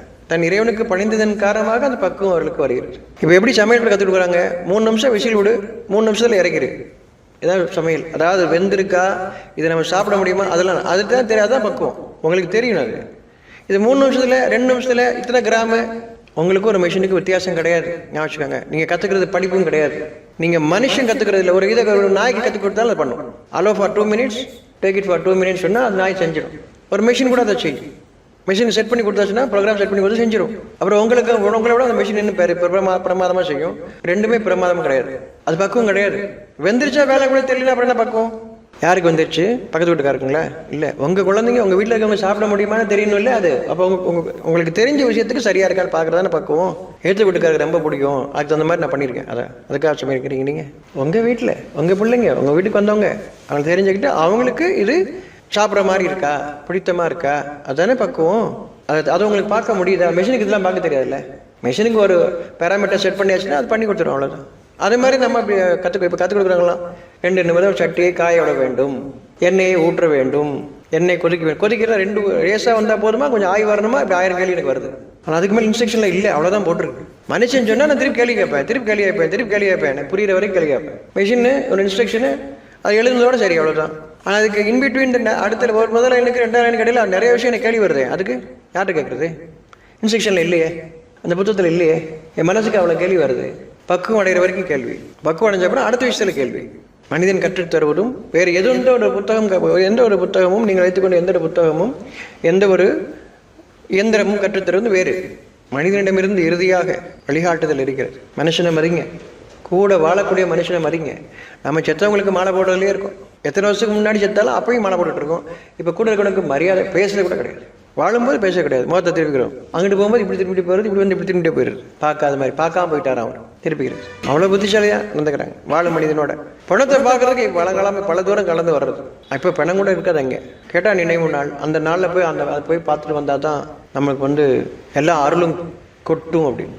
அருள்னா என்னென்ன தெரியும், நன்மைன்னா தெரியல, எனக்கு நல்லதுன்னா என்னன்னு தெரியல. அதனால கேட்குறேன், நான் என்னுடைய இறைவன்ட்ட கேட்குறேன், என்னுடைய நல்லதை எனக்கு சொல்லிக் கொடு. நேற்று சொல்லிக் கொடுத்தாங்க, இன்றைக்கி எனக்கு சொல்லிக் கொடு. இன்றைக்கும் புதுசு. ஏன்னா உன்னிடம் இருந்து குறைவே இல்லாத அருள் இருக்குன்னு சொல்லும் போது எனக்கு இதோட முடிஞ்சு போச்சு, கடவுள் எல்லாம் கற்றுக் கொடுத்துட்டான்னு எப்படி சொல்கிறது? சொல்லவே முடியாது. என் இறைவனுடைய அருளுக்கு குறைவே இல்லை அப்படிங்கும்போது எனக்கு எல்லாம் தெரிஞ்சு எப்படி சொல்ல முடியும்? நான் யார் ஒருத்தரும் சொல்லவே முடியாது. அப்போ எப்பயுமே நான் பணிந்தவனாக, என் இறைவனுக்கு பணிந்தவனாக, என் இறைவனின் செய்திக்கு பணிந்தவனாக நான் எப்பொழுதுமே இருக்க வேண்டியவனாக இருக்கேன். ஏன்னா ஒவ்வொரு நாளும் கற்றுத்தருகின்றான். இறைவன் கற்றுக் கொடுக்கும்போது அது மேக்ஸு, சயின்ஸு, ஃபிசிக்ஸு, கெமிஸ்ட்ரி அப்படிலாம் இல்லை. எல்லாமே ஒன்னோட ஒன்று எனக்கு புரியும். இவங்க கற்றுக் கொடுத்தா கெமிஸ்ட்ரி கற்றுக் கொடுத்தா ஃபிசிக்ஸ் புரியாது, ஃபிசிக்ஸ் கற்றுக் கொடுத்தா மேக்ஸ் புரியாது, மேக்ஸ் கற்றுக் கொடுத்தா ஹிஸ்ட்ரி புரியாது. அதுக்கு தனி டீச்சர் வச்சுக்கோமா. அதை படித்தா இது மறந்து போயிடுது. வேண்டாம் இந்த ஸ்கீம்லேயே போ, இந்த இதிலே போ, சயின்ஸ் மட்டுமே படி, மேக்ஸை விட்டுரு, மேக்ஸ் மட்டுமே படி, ஹிஸ்ட்ரியை விட்டுரு. வக்கீல் படிச்சா டாக்டர் படிக்காத, டாக்டர் படிச்சோன்னா விவசாயம் படிக்காத, அது வேறு எல்லாம் குழப்பம். நீ கற்றுக் கொடுத்தா அடுத்த குழப்பம் தான் செய்யும். நீங்கள் உங்கள் வாழ்க்கையில் உண்மையை கேட்கும்போது உங்கள் வாழ்க்கையை அதை பொருத்தி பார்த்தீங்கன்னா அது புரியும். அந்த உண்மை வந்து உங்களுக்கு வழிகாட்டும். உண்மை நீங்கள் கேட்கும்போது அவரவர் வாழ்க்கையில் அதை பொருத்தி பார்க்க முடியும். அதுதான் உண்மை. மற்றபடி நீங்கள் சொல்லித்தரெல்லாம் தொழில்நுட்பம் வேறு. தொழில்நுட்பமாக நீங்கள் சொல்லிக் கொடுக்கும்போது அதை மட்டும் தான் உங்களுக்கு தெரியும், மற்றது உங்களுக்கு தெரியாமல் போயிடும். ஆனால் இறைவன் தரும்போது நீங்கள் ஹோலிஸ்டிக்காக ஒவ்வொரு விஷயம் உங்களுக்கு புரிய ஆரம்பிக்கும். சொல்கிறது புரியும், நீங்கள் செய்யலைன்னா கூட அவங்க சொல்கிறது புரியும். ஆனால் நீங்கள் கற்றுக் கொடுத்தீங்கன்னா, அதை நான் கற்றுக்கிட்டேன்னா எனக்கு அது மட்டும் தான் புரியும், வேறு எதுவும் புரியாது. இறைவன் கற்றுக் கொடுக்கும்போது யார் சொன்னாலும் எனக்கு புரியும். என்ன புரியும்? நல்லது என்ன கெட்டது என்னன்னு புரியும். அதானே புரிதல், எளிமையானது. இறைவன் கற்றுக் கொடுத்தால் எளிமையானது. என்ன கற்றுக் கொடுக்குறான்? இது நல்லதுப்பா, இது கெட்டதுப்பா, அவ்வளோதான். இது செய்யக்கூடாதுப்பா, நான் இது செய்யுங்கப்பா, செய்யக்கூடாதுப்பா. நீங்கள் அப்படிலாம் கற்றுக்கிட்டா அப்படி சொல்லி கொடுக்க மாட்டீங்க. அது அப்படித்தான் இருக்கும், நீங்கள் செய்யணும்னு சொல்லுவீங்க. செய்ய ப்ராக்டிஸ் வந்துடும் இருப்பீங்க. இறைவன் கற்றுக் கொடுப்பதும் நீங்கள் கற்றுத்தருவதும் ரெண்டும் ஒன்றல்ல. இறைவன் கற்றுத்தருவதற்கு எல்லையே இல்லை. நீங்கள் கற்றுத்தருவதற்கு முடிஞ்சிடும். ஏன்னா உங்களுக்கு எந்த அளவுக்கு தெரியுமோ அதுக்கு மேலே இல்லைன்னு சொல்லிடுவீங்க. நீங்கள் இறைவன் கற்றுத்தருவது எல்லையே இல்லாதது. ரெண்டுக்குள்ள வித்தியாசம். நம்ம மனுஷனாக இருப்போம். நம் இறைவனிடம் கற்றுக்கொண்டால் மனிதனாக இருப்போம். நீங்கள் மனிதனிடம் கற்றுக்கொள்வதாக இருந்தால், அவர்கள் சொல்லிக் கொடுப்பதை கற்றுத்தருவதாக இருந்தால், நீங்கள் ஒரு இயந்திரமாக ஆகிவிடுவீர்கள். சடங்கு செஞ்சுட்டே இருப்பீங்க. கண்ணை மூடிட்டு கூட செய்வேன் அப்படிம்பீங்க. பயிற்சினால் வரக்கூடியது. உங்களுக்கு புதியதை கற்றுத்தராது. அது கடைசியில் கோமாளி மாதிரி ஆயிடும். எங்கே செஞ்சு காட்டு அப்படிம்பீங்க. நீங்கள் செஞ்சு காட்டணும். மறுபடியும் 4 பேர் வந்தாங்கன்னா நீங்கள் செஞ்சு காட்டும்பாங்க. நீ செஞ்சு காட்ட வேண்டியதான். கோமாளி ஆயிடுவீங்க. கூத்து 4 பேர் பார்க்க செய்கிறது கூத்து இல்லையே, அப்படி ஆயிடுவீங்க. அதில் ஒரு பெருமை. நல்லா கூத்து அடிப்பார், அவர் கூத்து செய்வார். நல்ல வேடிக்கையாக இருக்கும். செஞ்சால் பயங்கர எக்ஸ்பர்ட்டு, நம்மளுக்காக ஃப்ரீயாக செய்கிறாரு, அப்படி பெருமை பேசிக்குவீங்க. அப்புறம் அவர் காட்டினதை மறந்துட்டு உங்கள் வேலையை செய்ய போயிருவீங்க. இறைவன் கற்றுக் கொடுத்தது அப்படி இல்லை. இறைவன் கற்றுக் கொடுக்கும்போது உங்களுக்கும் அது பயன்படும், உங்கள் வாழ்க்கைக்கும் பயன்படும். இறைவன் கற்றுத் தருவது மனிதன் கற்றுத் தருவதற்கும் உள்ள வித்தியாசம் புரியுது? சொல்லுங்க. 2:97 நிச்சயமாக அவர்தான் அல்லாஹ்வின் அனுமதியுடன் உங்கள் இதயத்தில் இறக்கி வைக்கிறார். முன்பாக உள்ளதை இது மெய்ப்பிக்கிறது. இன்னும் இது வழிகாட்டியாகவும் நம்பிக்கை கொண்டவருக்கு நற்செய்தியாகவும் இருக்கிறது. இதுல இந்த வழிகாட்டியாகவும் அப்படின்னு இருக்கிறீங்கன்னா, இப்ப இது எப்படி இப்ப நான் புரிஞ்சுக்கினா, பணிந்து இறைவனுக்கு பணிந்து இருக்கிறப்ப அந்த வழிகாட்டியா இருக்கிறத எனக்கு தெரியுது. நான் இப்ப நிறைய விஷயங்கள்ல அந்த வழிகாட்டியா இருக்கிறத நான் தெரிஞ்சுக்க இருக்கிறேன். அப்ப அது பணியிடுறது இன்னும் எனக்கு தேவைப்படுது அப்படின்னு புரிஞ்சுக்கிறேன். இது செய்தி உங்களுக்கு சேருது இல்லையா? அந்த செய்தி உங்களுக்கு வழிகாட்டியாக இருக்கு. அந்த செய்தி உங்களுக்கு வழிகாட்டியாக இருக்கு. அப்போ செய்தி நமக்கு வேணும். எந்த ஒன்றுக்கும் நான் செய்தி வேணும். அந்த செய்தியை சரி பார்க்கும் போது தான் தெரியுது, இல்லை இது கரெக்டாக நமக்கு வழி தெரிவிக்குது, எப்படி வாழணும்னு சொல்லுது, என்ன செய்யணும்னு சொல்லுது. அதுதான் வழிகாட்டுதல். கேட்டுட்டு அப்படியே செய்கிறதில்லை. கேட்டுட்டு நீங்கள் சிந்திக்கும்போது இது சரியாக இருக்குது, இது தவறாக இருக்குது, செய்யக்கூடாது, இது சரியாக இருக்குது, இதன்படி நம்ம செய்யணும். இதுதான் வழிகாட்டுதல். அப்போ அந்த செய்தி உங்களை சிந்திக்கும்படி ஆக்கி இப்பொழுது அது வழிகாட்டியாக இருக்கிறத நீங்கள் உணர்றீங்க. அப்போ இதுதான் உங்களை அதை வச்சுட்டு நீங்கள் போங்கப்பா அப்படின்னு சொல்லி விட்றதில்ல. அதை பிடிச்சிக்கிட்டே இது இந்த காம்பஸ் வச்சுட்டு போகிற மாதிரி இப்படி போகிறதில்ல. அந்த மெஷின் காட்டுற பாதை வழி போய்கிட்டே இருக்கிறது இல்லை. வழிகாட்டி, வாழ்க்கைக்கான வழிகாட்டி நீங்கள் சிந்திச்சு அறிகிறீங்க. அந்த மிஷின் எங்கே கொண்டு போகணும்னு தெரியாமல் நீங்கள் போயிட்டே இருக்குது. அப்படி இல்லை. இது வழிகாட்டியும் போது உங்களுக்கு உணர்ந்து பிரித்து அறிந்து அதன்படி நீங்கள் வாழ்கிறீங்க. இது வழிகாட்டியான இப்போ உணர்றீங்க. இது வழிகாட்டியாகவும் நம்பிக்கை கொண்டோருக்கு நற்செய்தியாகவும். எல்லாருக்கும் இல்லை, நம்பிக்கை கொண்டோருக்கு.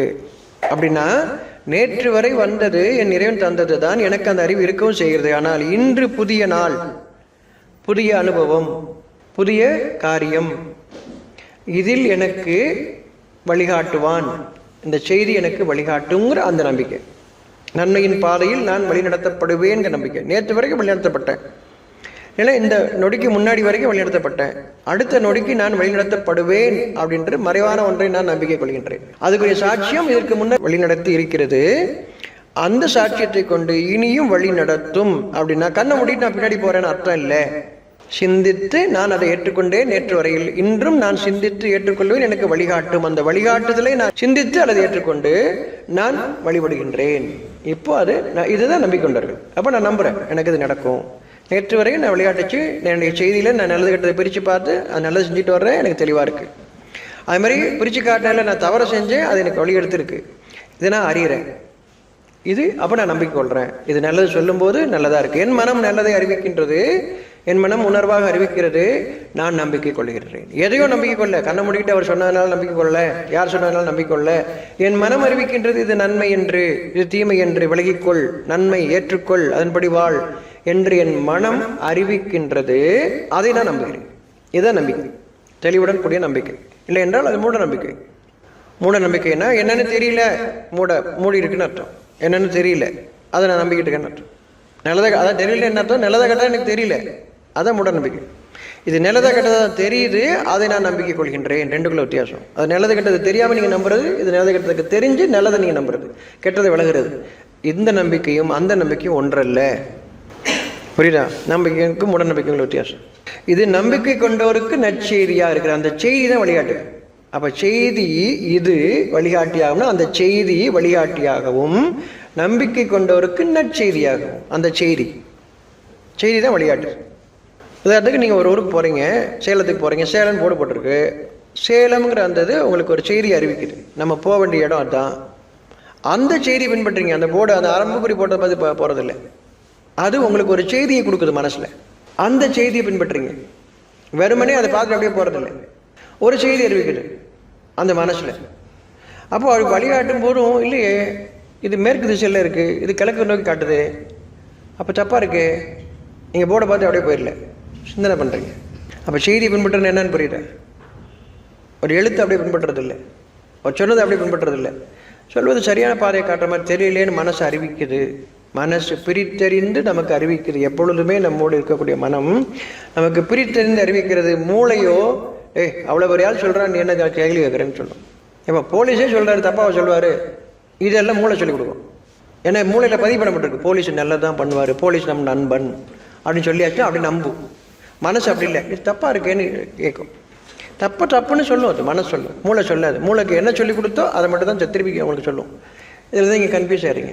அதில் 10 பேர் சேர்ந்துட்டாங்கன்னா 10 பேர் சொன்னதான் கேட்பீங்க. நீங்கள் தனி ஒரு ஆள் மனசு சொல்லுது அது சரியில்லைன்னு அதை எவனும் கேட்க மாட்டான். அப்போ அத்தனை பேருமே சிந்தனை இல்லாமல் இருக்கிறாங்கன்னு அர்த்தம். சிந்திக்கக்கூடிய ஒருத்தனுக்கு அவன் மனம் அறிவிக்குது. இப்போ மனதை பின்பற்றுங்கள். நமக்கு மனசுக்கும் மூளையின் செயல்பாடுக்கும் வித்தியாசம் தெரியல. சொல்லு. சிந்திக்கக்கூடிய ஒருத்தனுக்கு அது மனசு அறிவிக்கிறது, ஆனால் அந்த மெஜாரிட்டி இல்லை. அப்போ அவன் என்ன பண்ணுறது?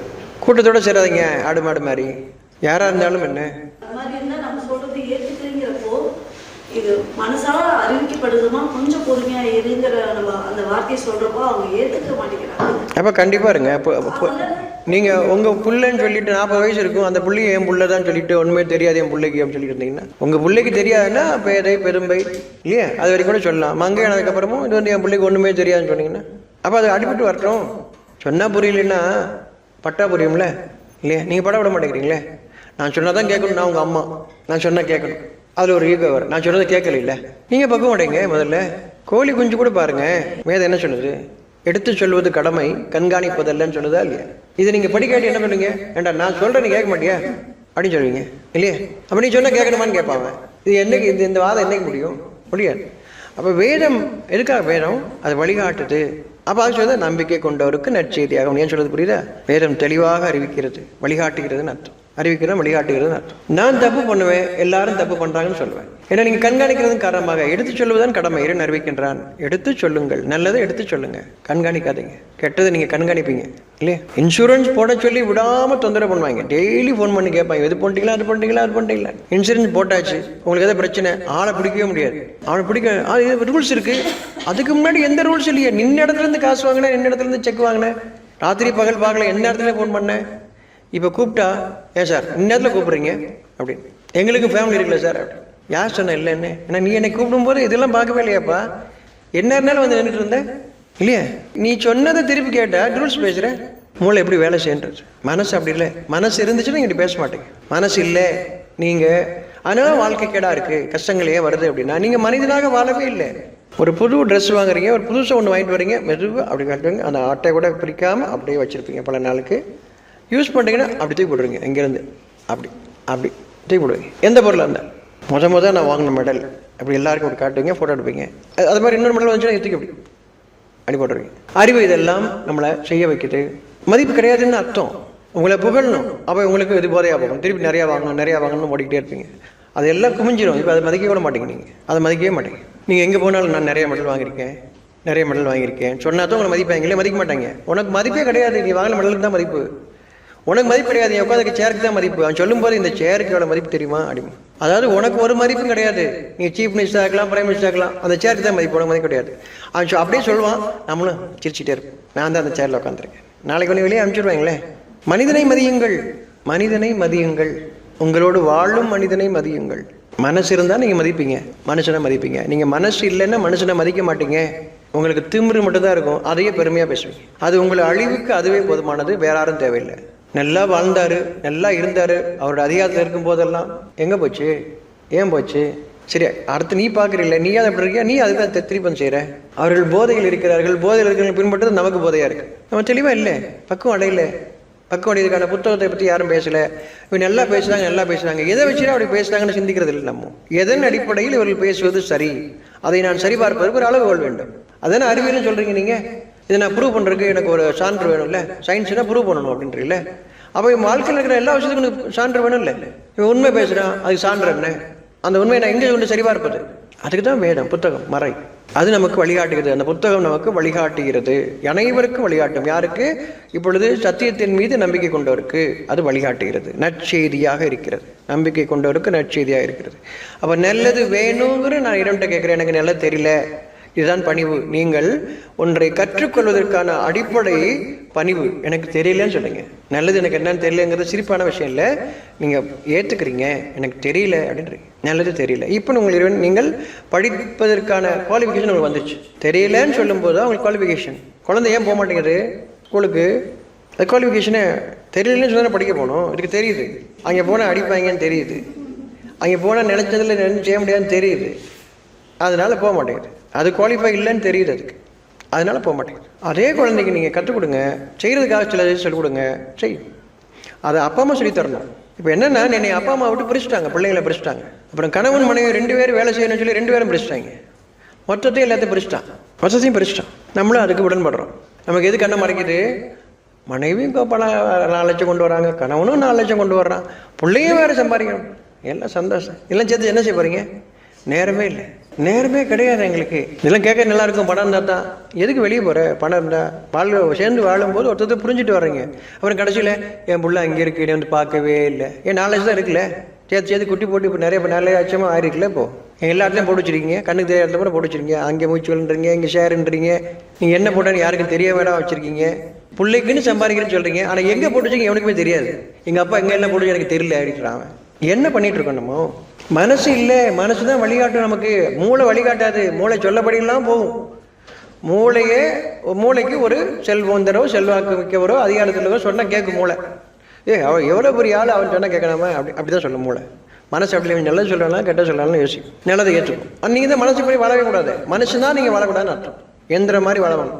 காலை 4 மணிக்கு இதை செய்யணும், 4:30 இதை செய்யணும், 5 மணிக்கு செய்யணும், 5:30 இதை செய்யணும், 6 மணிக்கு செய்யணும், 9 மணிக்கு படுத்துடணும். அதை அப்படி கரெக்டாக நான் ஃபாலோ பண்ணிட்டு இருக்கேன். சாய் போடணுமா உங்களுக்கு? சாய் போட்டால் எல்லாம் செய்ய ஆரம்பிச்சிடுங்களா? இன்னும் ஆட்டோமேட்டிக் மிஷின் அப்போ நீங்கள் இல்லை ஏஐ பேக்ரவுண்டா கரெக்டாக பண்ணிட்டு வர்றீங்க இல்லையா? அதில் பக்குவங்கிறதே கிடையாது. மனுஷனுக்கு தான் பக்குவம் சொல்லுது, மனசுக்கு தான் பக்குவம் பேசப்படுது, மூளைக்கு இல்லை. நம்ம மனிதனாக இருப்பதற்குத்தான் புத்தகத்தை எடுக்கிறோம்.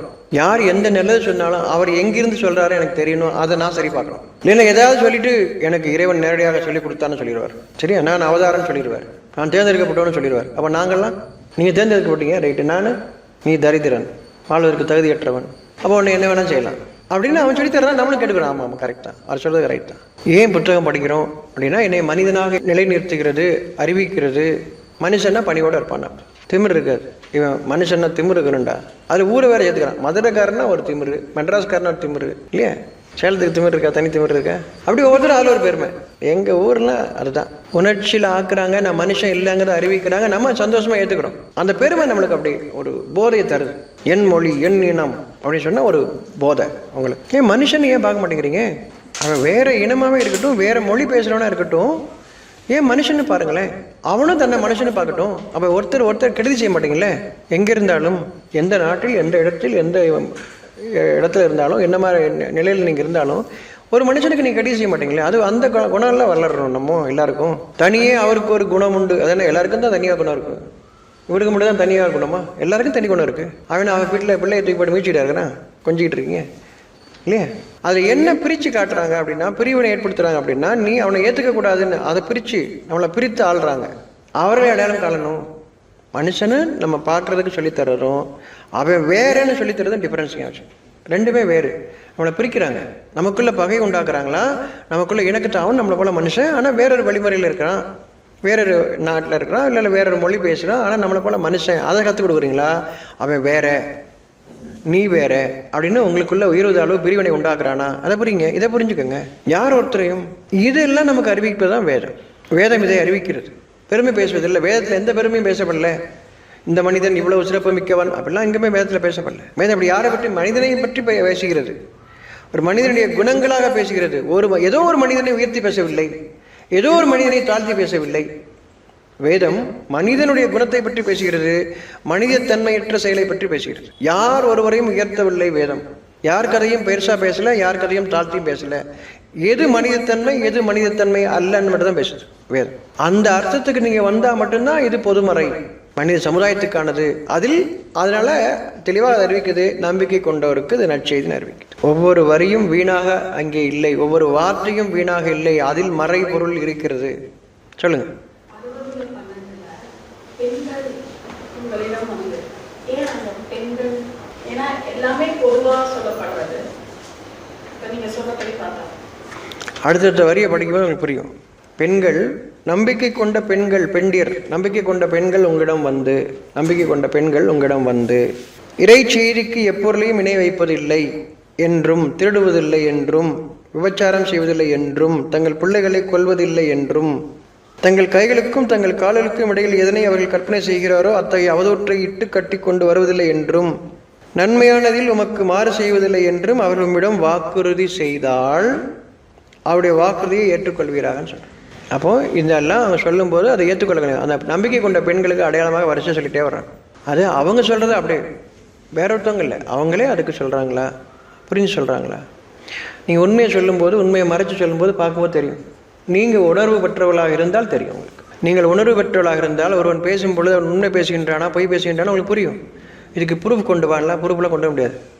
ஏன்னா குட் கான்டாக்ட் சர்டிஃபிகேட் எல்லா யூனிவர்சிட்டியும் கொடுக்கும், காசு கொடுத்தா கூட கொடுத்துரும். படிக்காதவன் எங்கே சர்டிஃபிகேட் வாங்குவான்? அதெல்லாம் இல்லை. இதெல்லாம் கொண்டு வந்து சர்டிஃபிகேட் இருந்தால் அங்கே நல்லா வருதா? குட் கான்டாக்ட்னு போட்டிருந்தா குட் கான்டாக்டா? நீங்கள் என்ன சொல்கிறீங்க? எப்பாப்பா குட் சர்டிஃபிகேட்டில் மட்டும் கை வச்சிடாதீங்கப்பா, பிள்ளை வாழ்க்கை போயிடும் அப்படின்னு என்ன அர்த்தம்? அப்போ அப்படி சொல்லி தானே சர்டிஃபிகேட் வாங்கிருக்கீங்கன்னு அர்த்தம். அப்போ நேற்று குட் கான்டாக்ட், இன்றைக்கி குட் கான்டாக்ட்னு யார் சர்டிஃபிகேட் தருவா? நேற்று சர்டிஃபிகேட் கொடுத்துச்சு உங்கள் காலேஜ், ரைட்டு, என்னமோ சொல்லி வாங்கிட்டு வந்தீங்க, ரைட்டு. இன்றைக்கி 3 வருஷத்துக்கு முன்னாடி 30 வருஷத்துக்கு முன்னாடி நீ வாங்க சர்டிஃபிகேட்டு இன்றைக்கே சரியாகும்னு எப்படி சொல்கிறீங்க? எதை வச்சு சொல்கிறீங்க? அந்த குட் கான்டாக்ட் பிஏ படித்தது வேணால் கரெக்டு, பிஏ படித்தது வேணால் கரெக்டு, சர்டிஃபிகேட் கொடுத்தாங்க கரெக்டு. அங்கே இன்றைக்கி ஒரு குட் கான்டாக்ட் சர்டிஃபிகேட் கொடுத்தானே, அது இன்றைக்கி இருக்கா? அன்றைக்கி யார் சர்டிஃபிகேட் கொடுப்பா? அதை எப்படி அந்த சர்டிஃபிகேட் நம்புறது? அந்த குட் கான்டாக்ட் சர்டிஃபிகேட்டு என்னன்னைக்குமா vouch? Will the university vouch till his life it is good conduct? என்ன கேட்க? அப்படி கேள்வி கேட்டால் காலேஜில் படிக்கிற வரைக்கும் நான் சர்டிஃபிகேட் கொடுத்துருக்காங்க அப்படின்னு என்ன அர்த்தம்? அதுக்கப்புறம் தெரியாதுன்னு அர்த்தம். அப்படின்னா அப்பயே நீ சந்தேகத்தில் கொடுத்துருக்கேன்னு அர்த்தம். ஏன்னா உன்னால் குட் கான்டாக்டே சர்டிஃபிகேட் கொடுக்க முடியாது. உன்னால் உன்னை ஏமாந்து தான் கொடுத்துருவேன். வாத்தியா சொன்ன பிள்ளைலாம் கேட்பான், அவன் ஏமாத்திருக்கான் உனக்கு தெரியுமா? தெரியாது. தெரியும், ஆனால் வெளிப்படையாக எனக்கு குற்றம் சொல்ல முடியாது, ஏன்ட்ட சாட்சி இல்லை அப்படின்னு அவங்க சட்டம் அப்படி. அவள் குட் கான்டாக்ட் யார் சர்டிஃபிகேட் கொடுப்பா? படித்தா மட்டும் 10வது குட் கான்டாக்ட் இல்லை, இல்லை வேலைக்கு போக முடியாதுன்னு சொல்லுவீங்க. குட் கான்டாக்ட் சர்டிஃபிகேட் எதை நம்பி கொடுத்தார? நேற்று வரைக்கும் வேற, இன்னைக்கு வேலைக்கு சேர்க்க போகிற, இல்லைன்னா இன்னைக்கு அதே ஒரு காரியம் செய்ய போகிற, அவனை வச்சு குட் கான்டாக்ட் வேணுமே. அந்த சர்டிஃபிகேட் யார் தருவா? டெய்லி யார் தருவா உங்களுக்கு? வெறும் குவாலிஃபிகேஷன் போதுமா? குட் கான்டாக்ட் வேணும்ல, அந்த கான்டாக்ட் யார் தருவா? லைவாக அந்த சர்டிஃபிகேட் மட்டும் லைவாக இருக்கும். இருக்கா? யாருக்கு தருவா? Live certificate. கான்டாக்டுக்கு லைவ் சர்டிஃபிகேட். இவர் பொய்யே பேச மாட்டார், இவர் கேடே செய்ய மாட்டார், எப்பயுமே குட் அப்படி சர்டிஃபிகேட் யார் வச்சுருக்கா? நீங்கள் சொல்லுவீங்க, செத்து போனவங்க யாராவது பேர சொல்லுவீங்க, அவர்லாம் குட் கான்டாக்ட் அப்படி. உங்களுக்கு தெரியாது, அவர் பார்த்ததே கிடையாது, எல்லாரும் குட் கான்டாக்ட் கொடுப்பீங்க. செத்து போனவங்களை போல குட் கான்டாக்ட். வாழ்றவன அதெல்லாம் கொடுக்க முடியாது, நம்ம அது எப்படி போக முடியும்? உங்கள் பிள்ளை தான் ஐயா, அதெல்லாம் நம்ம என்ன கொடுக்க முடியாது. கையெழுத்து போடுங்கப்பா என் பேரில், அதெல்லாம் நான் 4 வரைக்கும் போட மாட்டேன் உனக்கு. ஏன் பெத்த பிள்ளைக்கு சொல்கிறீங்க, மனைவிட்டு சொல்கிறீங்க? நான் இருக்கிற வரைக்கும் நான் அவன் பேரில் மாற்றி கொடுக்க மாட்டேன். ஏன் சொல்கிறீங்க? அப்புறம் இத்தனை வருஷம் வாழ்ந்த வாழ்க்கை கடவுளே நிச்சயம் பண்ணி சொர்க்கத்தில் போய் நீங்கள் நிச்சயம் பண்ணிட்டு வந்த கதை, ஊரெல்லாம் சேர்த்து நிச்சயம் பண்ண கதை, அதில் என்னாச்சு? ஏன் நம்ப மாட்டேங்கிறீங்க? நீங்கள் பெத்த புள்ள, சீராட்டி பாராட்டி வளர்த்த புள்ள, ஏன் எழுதி கொடுக்க மாட்டேங்கிறீங்க? உங்கள் அப்பாவுக்கு எழுதி கொடுக்க மாட்டேங்கிறீங்க? எங்கள் அம்மா போல இல்லை, எங்கள் அண்ணன் போல எல்லாம் சொல்கிறீங்களே, ஏன் எழுதி தர மாட்டேங்கிறீங்க? ஏன் குட் கான்டாக்ட் இப்போ வரல? அப்படியே போய் சொல்கிறீங்க. அப்புறம் ஏன் பிள்ளை சொன்னால் கேட்க மாட்டேங்கிறேன். அது பெற்ற அன்னைக்கு உங்கள் பிள்ளை, அதுக்கு அடுத்து அது தனி மனுஷன், அது தனி மனுஷன். நீங்கள் இப்போயும் ஏன் புள்ள அப்படின்னு சொல்லிட்டு இருந்தீங்கன்னா நல்லதை எடுத்து சொல்லுங்கம்மா, அவ்வளோதானம்மா, நல்லதை எடுத்து சொல்லுங்கள். அப்போ நம்பிக்கை கொண்ட பெண் உங்களிடம் வந்தால் இதை உறுதி பண்ணிக்கங்கன்றான். ஏன்னா அவங்கள பற்றி தெரியாது, நம்பிக்கை கொண்ட பெண்களாக இருக்கிறாங்கன்னு சொல்லும்போது, நம்பிக்கை கொண்ட பெண்களாக ஒரு உதவி கேட்டு வரும்போது அந்த பெண்கள்கிட்ட நீங்கள் எப்படி உறுதிப்படுத்திக்கிங்கன்ற. ஏன்னா பலவீனமானவங்க, ஏன்னா வாழ்நாள் முழுசும் அவர்களை அடக்கி அடக்கி அடக்கி அடக்கி அவளை ஒரு மனுஷனாக கூட பார்க்காமல் ஆணுக்கு உடமையானவளுங்கிற மாதிரியே பார்க்கப்பட்டதன் காரணமாக அவங்க மனநிலை அப்படியே தான் இருக்குது. நம்ம இப்படி தான். அந்த பெண்ணுக்கு வந்து நீ சுதந்திரம்னா அப்படியா அப்படின்னு பிறக்கும்போது அப்பா பிள்ளை சொல்லிக்க, அப்பா சொன்னதை கேட்டுகிட்டே இருந்தேன், அப்புறம் வீட்டுக்கார சொன்னதை கேட்டேன், நாளைக்கு பிள்ளை சொன்னதானே கேட்கணும். இப்படி தான் இருக்கிறாங்க. அப்படிதான் ஆக்கப்பட்டிருக்காங்க. தன் இறைவனுக்கு பணிந்தவனாக ஆண் இருக்கும் போதும் தன் இறைவனுக்கு பணிந்தவளாக பெண்ணும் இருக்க வேண்டும். அப்படின்னா நல்லதை செய்வார்கள், கெட்டதை விடுவார்கள் அர்த்தம். சுதந்திரம்னு என்ன வேணாலும் செய்யறது அர்த்தம் கிடையாது. ஆணுக்கும் சரி பெண்ணுக்கும் சரி. ஆண் என்ன வேணாலும் செய்து கொள்ளலாம், பெண்ணும் என்ன வேணாலும் செய்து கொள்ளலாம், அதுதான் சுதந்திரம். அப்படி இல்லை, இவங்க தப்பா சொல்லி தர்றாங்க. ஆணும் நன்மையை ஏற்றுக்கொண்டு தீமையை விளக்க வேண்டும், பெண்ணும் நன்மையை ஏற்றுக்கொண்டு தீமையை விளக்க வேண்டும். ரெண்டும் இப்பதான் நீங்க சமம். நீ சொல்றதெல்லாம் நானும் செய்ய வேண்டாம், நீ சட்டை போடல நானும் சட்டை போட மாட்டேன், இது இல்லை. நன்மையை ஏற்றுக்கொள்ளுதல், தீமையை விளக்குதல், அதில் 2 பேரும் சமமாக இருக்க வேண்டும்னு வேதம் அறிவிக்குது. நீங்க என்ன பேசிட்டு இருக்கீங்க? நீ ஜீன்ஸ் போட்டா நானும் ஜீன்ஸ் போடுவேன், நீ டவுசர் போட்டா நான் டவுசர் போடுவேன், இதுவா? இது இல்லை. அது அவங்களுடைய தேவைக்கேற்ப அவர்களுடைய காரியங்களை செய்து கொள்ளலாம். நன்மையை ஏற்றுக்கொள்கிறீர்களா, தீமையை ஏற்றுக்கொள்கிறீர்களா, அதான் விஷயம்.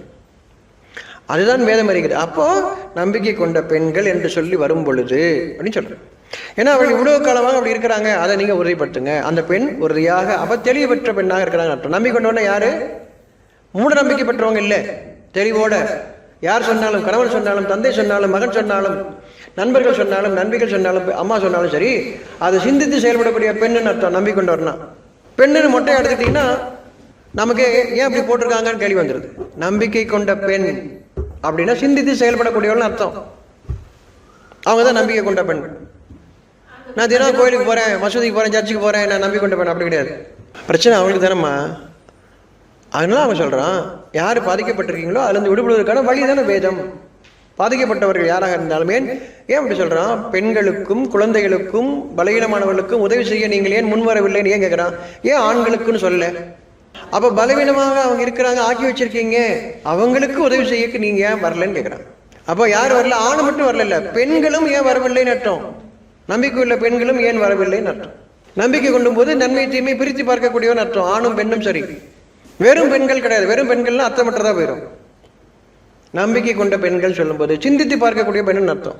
சிந்தித்து பார்த்து நன்மையை ஏற்றுக்கொள்ளக்கூடிய பெண் இன்னும் நன்மை உண்டுன்னு நம்பிக்கை, அதுதான் நம்பிக்கை. இது ஆணுக்கும் பொருந்தும். இவர்கள் காலம் காலமாக அவர்கள் அழிவுபடுத்தப்பட்டதன் காரணமாக இப்பொழுது இறைவன் அறிவிக்கின்றான் அந்த பலவீனத்தில் அவங்க இருக்கிறாங்க. அப்படி நீங்க அவங்கள அறியாம நீங்க அவங்க ஏத்துக்கிட்டீங்கன்னா அவங்க உங்களையே தலையில கவுத்திட்டு போயிடுவாங்க. ஏன்னா அவங்க நிர்பந்தத்தில் இருக்கிறவங்க. கடைசியில் சொல்லுவாங்க, எங்கள் வீட்டுக்காரர் சொல்லும்போது என்ன செய்ய முடியும் அப்படிம்பாங்க. என் புள்ள சொல்லும்போது என்ன செய்ய முடியும், எங்கள் தலைவர் சொல்லிட்டாரு நான் என்ன செய்ய முடியும்னு கேட்டுருவாங்க. அதனால உறுதிப்படுத்திக்கின்றான். அந்த பலவீனம் அவரிடம் இருக்கிறது. இப்போ அவங்க உறுதியாக இருக்கிறாங்களா? இல்லை நாளைக்கு உங்களுக்கு எதிராக அவங்க மாறி பேசுவாங்க. அந்த நிர்பந்தம் அவங்களுக்கு இருக்குது, அந்த பலவீனம் இருக்குது, அவங்களை பலவீனப்படுத்தி வச்சிருக்கிறாங்க. அதன் காரணமாக உறுதிப்படுத்திக்கங்கன்றான். அவரிடம் அந்த பலவீனம் இருக்கிறது. ஏன்னா அவங்க நம்பி வர்றாங்க. அப்போ ஏதாவது சொல்லும்போது எல்லாருக்கும் இறக்க பொம்பளை மேலே தான் வரும், பெண்கள் மேலே தான் வரும் இல்லையா? அப்போ இதை உறுதிப்படுத்திக்காமல் நீங்கள் செய்யாதீங்கன்றான். இதை உறுதிப்படுத்திக்காமல் செய்யாதீங்க. அவர்களுடைய பலவீனத்தின் காரணமாக அவங்க மாற்றி பேசுவாங்க, மிரட்டலுக்கு பயப்படக்கூடியவங்களாம் இருக்கிறாங்க. ஆனால் நம்பிக்கை கொண்ட பெண்ணு சொல்லும்போது நீங்கள் அதை உறுதிப்படுத்திக்கிங்க. நம்பிக்கை கொண்ட பெண் தான், நானும் உறுதிப்படுத்திக்கங்கக்கா சொல்கிறேன். உங்ககிட்ட வந்தால் உங்ககிட்ட, என்கிட்ட வந்தால் என்கிட்ட, இவங்ககிட்ட வந்தால் இவங்ககிட்ட. அப்போ நீங்கள் நம்பிக்கை கொண்டவளாக இருந்துன்னு அர்த்தம். அப்போ உங்களிடம் வந்தால்னா நீங்கள் நம்பிக்கை கொண்டவளாக இருக்கிறீங்கன்னு அர்த்தம். யார்கிட்ட போகிறதில்லை. நம்பிக்கை கொண்டவளாக இருந்து நம்பிக்கை கொண்ட பெண் உங்களிடம் வந்தால் வழிகாட்டப்படுத்தாங்க. நீங்கள் என்ன அப்படின்ட்டு வழிகாட்டப்படுத்தாங்க. என்னெல்லாம் சொல்லப்பட்டிருக்கு? உங்களுக்கு வழிகாட்டப்பட்ட அந்த செய்திக்கு இணை வைக்கக்கூடாது. நல்ல செய்தி எடுத்து சொல்லும்போது நல்ல செய்தின்னு நினைக்கிறீங்க. இப்போ அதை செய்யுங்கன்னா செய்யணும், செய்யக்கூடாதுன்னு செய்யக்கூடாது. இதுதான் இணை வைக்கலான்னு அர்த்தம். அப்போ தான் நீங்கள் நம்பிக்கை கொண்ட பெண். நல்ல விஷயம் எடுத்து சொல்லப்படுது, நீங்கள் அப்படியே ஏற்றுக்கிறீங்களா? இல்லை நான் அப்புறமா செய்கிறேன், நான் சிந்திச்சுட்டு யோசனை பண்ணிவிட்டு யார்கிட்ட யோசனை பண்ண போகிறீங்க? யோசனைன்றது பக்கத்தில் இன்னொருத்த கேட்குறதா? உள்ளுக்குள்ளே தானே பண்ணுறது. நல்லதுன்னு சொல்லி சொல்கிறீங்க, கேட்டால் ஆமான்றீங்க, அப்போ செய்ய மாட்டேங்கிறீங்க. அதுக்கு அப்போ இணை வச்சுக்கிறீங்கன்னு அர்த்தம். இணை வைப்பதில்லை என்றும் திருடுவதில்லை என்றும் இது எல்லாருக்கும் தானே. ஆம்பளை மட்டும் திருடலான்னு அர்த்தமா? அவங்க பலவீனம் இருப்பதன் காரணமாக அவங்கள நீங்கள் உறுதிப்படுத்திக்கங்க. நாளைக்கு அவங்க மாற்றி பேசிவிடக்கூடும். பெண்கள்ங்கிறதுனால அவங்கள இன்னும் கொஞ்சம் கவனத்தோடு கேட்குறேன், சொல்கிறேன். வெளியறியாமல் இருக்கிறாங்க, வெளியே பாதுகாப்பு இல்லை. இப்போ அவங்களுக்கு அது தரும் பொழுது அவர்கள் அதற்கு மாறாக ஆகிடக்கூடாதுங்கிறதுக்காக நமக்கு வழிகாட்டுறான். நிறைய பேர் ஏமாந்து போகிறது பெண்களை வச்சு தான் இல்லையே. ஒரு நாட்டின் அரசனையே ஒரு பெண்ணை கொண்டு, நாட்டை ஆட்சி செய்வனையே ஒரு பெண்ணை கொண்டு நீங்கள் என்ன வேண்டாலும் ஆக்கி விடலாம். அதனால் நீங்கள் உறுதிப்படுத்திக்கங்க. நம்பிக்கை கொண்ட பெண் சொல்லும்போது அது உறுதிப்படுத்திக்கங்கன்னு வழி அறிவிக்கப்பட்டிருக்கு. சரியா? இதில் எந்த குறைவாக சொல்லப்படலை, உறுதிப்படுத்திக்கங்கன்றான். நம்பிக்கை கொண்ட பெண்களுக்கு, பெண்கள்னு மட்டும் எடுத்து படிச்சிங்கன்னா வேற அர்த்தம். நம்பிக்கை கொண்ட பெண்கள், நம்பிக்கை கொண்ட ஒரு இடம் செல்லும்போது, உங்களிடம் போது அந்த அங்கே உங்களிடம் நீங்கள் ஆணாகவும் இருக்கலாம் பெண்ணாகவும் இருக்கலாம். நம்பிக்கை கொண்ட நீங்கள், நன்மையின் மீது நம்பிக்கை கொண்ட நீங்கள்னு அர்த்தம். சரியா? ஒரு புரிதல் வரும்போது அந்த புரிதல் நல்ல விதமாக நம்ம புரிஞ்சுக்கிறோமா அது பாரு. என் மனசு இப்படிலாம் சொல்லுது அதனால இதுதான் அர்த்தம், அப்படி இல்லை, அந்த அர்த்தம் இல்லை. சரியா?